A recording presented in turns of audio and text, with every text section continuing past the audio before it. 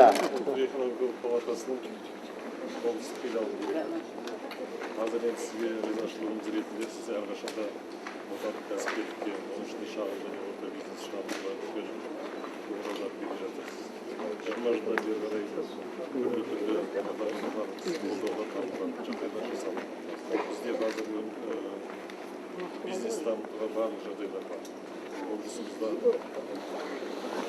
яғни экономикалық аймақ, индустриялық аймақ жұмыс істейді. Ауыл шаруашылығында үлкен жетістіктер бар. Және де облысымызда өндірілетін өнімнің 30% шағын және орта бизнестің үлесінде. Шағын және орта бизнесте жұмыс істейтіндердің саны 2010 жылы 17% өсті. Соның бәрін қорытындылай келе, сізге ризашылық ретінде өзіңізге арнап жасалған естелікті